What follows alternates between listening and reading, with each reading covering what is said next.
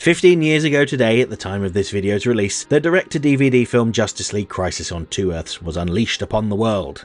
It was the first animated Justice League production since the final episode of the seminal Justice League Unlimited in 2006, making it a significant event.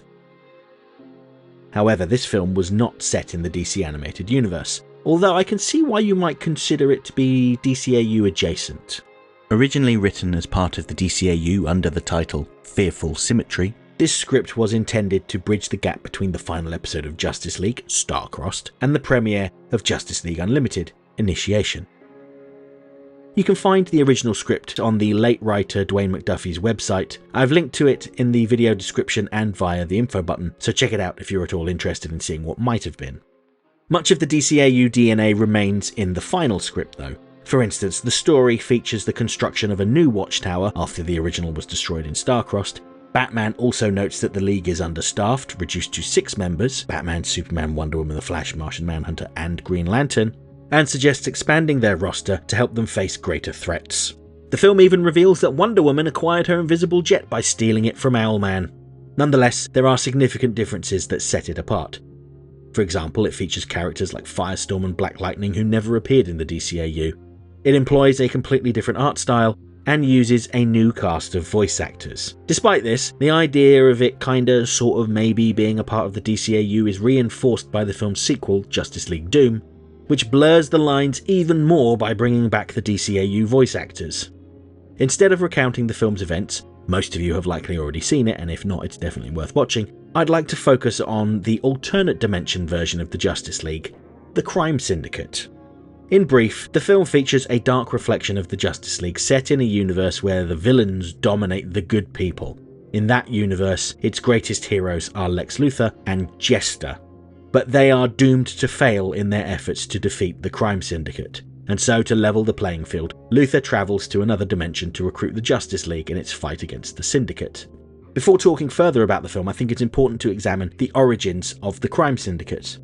The concept of the Crime Syndicate originates from Justice League of America number 29, published in 1964, a follow-up to a storyline in Justice League number 21, in which the League discovers DC's Golden Age heroes, the Justice Society, on an alternate Earth designated Earth 2. This story essentially popularized the concept of the multiverse in comic books.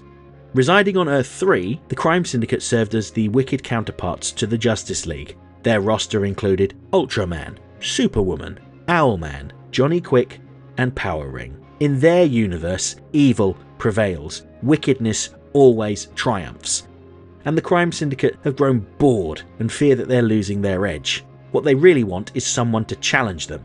After being exposed to kryptonite, Ultraman develops a new power, the ability to peer between realities. Yes, that was his gimmick. Where kryptonite robbed Superman of his strength, it made Ultraman more powerful. Power Ring employs his magical ring to rip a hole between realities, allowing the Crime Syndicate to invade Earth 1.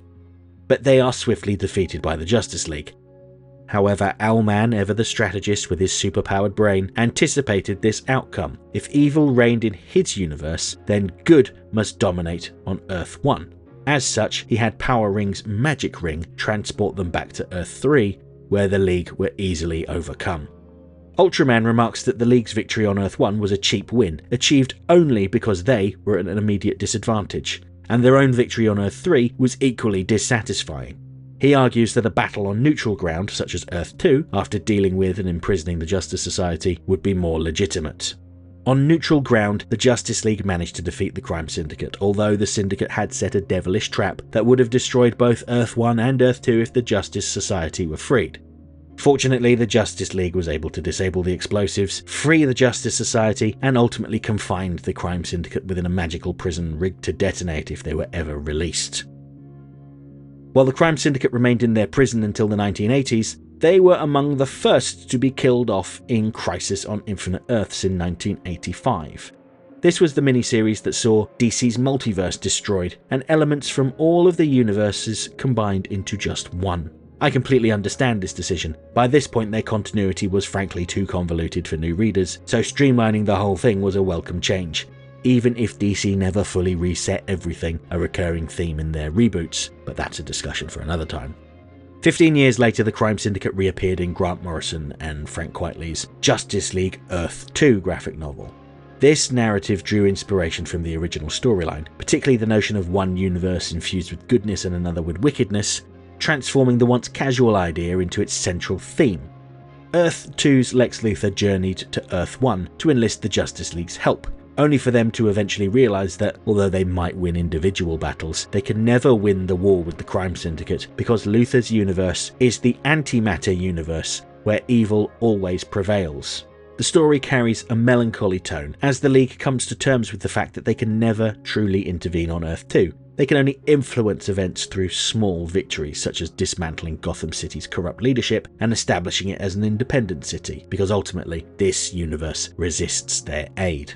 Crisis on Two Earths borrows elements from JLA Earth 2, notably the concept of Lex Luthor as the universe's greatest hero who seeks aid on Earth 1. Similarly, Owlman's design closely mirrors Grant Morrison's original sketch that was further developed by Frank Quitely, albeit with a colour swap from blue to grey. Notably, the subplot from JLA Earth 2 in which Brainiac manipulates both the League and the Syndicate into conflict to distract from his attempt at causing the two Earths to collide with the resultant energy triggering his ascension to godhood is wisely cut.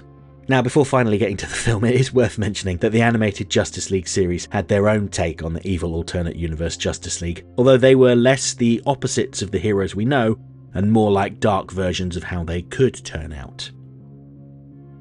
In the two-parter A Better World, the people elect Lex Luthor as President of the United States, and one of his first acts is to attack the Justice Lords. Their Flash is killed, and so the Lords retaliate.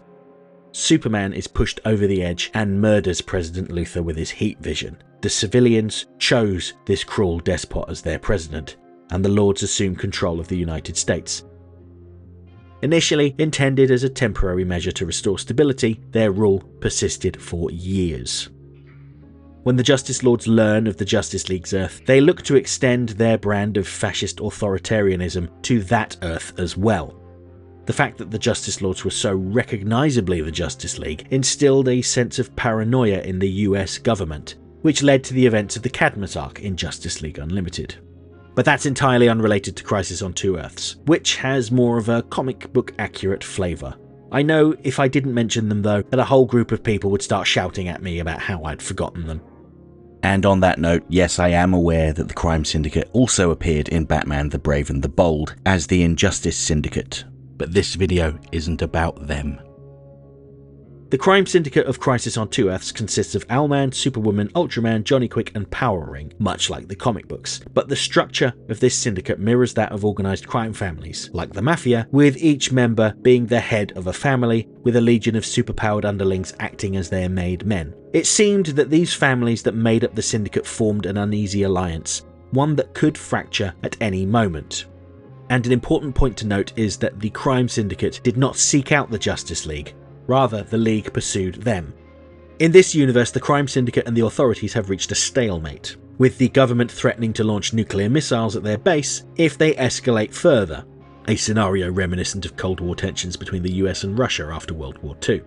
Owlman creates a weapon surpassing even the US government's nuclear arsenal and proposes using its threat to break the truce and seize control. This Earth's greatest hero, Lex Luthor, steals a key component of the weapon and flees to the Justice League's Earth to hide it. And it's this revelation of the multiverse and the infinite number of Earths within it that drives Owlman to despair. He realised that no matter what choices were made, another universe exists where different decisions occurred. In essence, his actions lost significance because every possible outcome could occur elsewhere. This realisation plunged him into a profound depression. That is until he discovered the centre of the multiverse, a barren Earth Prime to which all other Earths are tethered. Destroying it would obliterate all universes, the only act with truly lasting consequences, and the prospect of such widespread annihilation thrilled him. He kept his plan secret from his fellow Crime Syndicate members, apart from the murderous Superwoman, knowing they wouldn't support such radical change. They were content with their current world, where their power allowed them to act with impunity. Superwoman never explicitly explained her motivation. Presumably, the prospect of eradicating all life across reality appealed to her. And I appreciate how this film distilled the core concept from the comics, presenting the Crime Syndicate as dark opposites of the Justice League, while streamlining their stories. Notably, this version omits the Justice Society. Rather than a universe where evil prevails, the Crime Syndicate is depicted as crass, cowardly, brutal, sadistic, and nihilistic. They serve as the literal opposites of their Justice League counterparts while maintaining a unique identity. In the end, Owlman's obsession with the infinite possibilities of the multiverse proved to be his undoing. Confronted with the stark truth that every choice he had ever made was rendered insignificant by an endless cascade of alternate realities, he crumbled beneath the crushing weight of nihilism.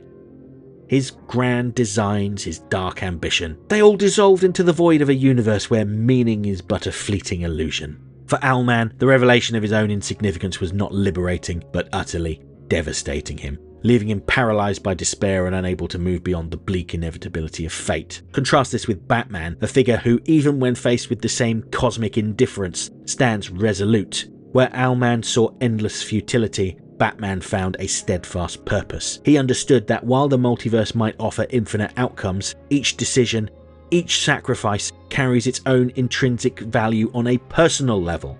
Batman's strength lies not in the hope of altering an all-encompassing destiny, but in his unwavering commitment to act in spite of it.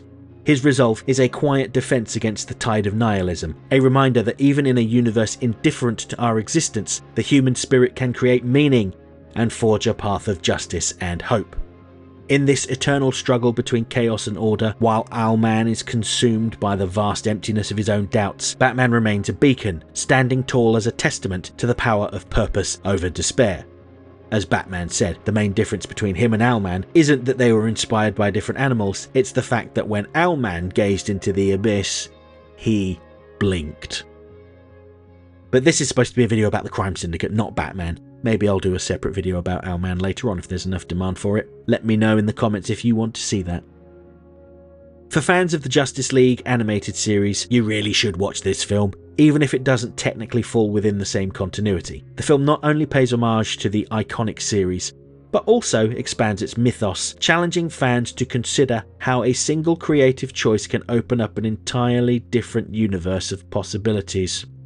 And if nothing else, this film shows us that in our universe, the creative team decided to set this film in a different universe. But in the vastness of the multiverse, there's bound to be at least one where this film was part of the DCAU. For the rest of us, we might just have to squint to see it.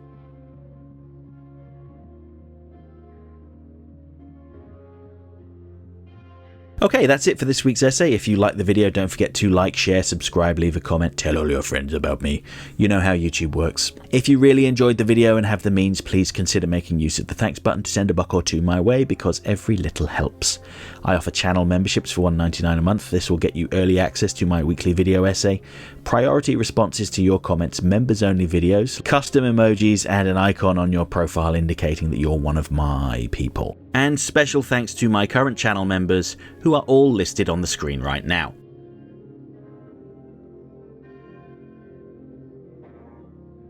Next time, I'll be back on Friday to talk about my favourite episode of Superman the Animated Series, the delightful noir thriller, The Late Mr. Kent.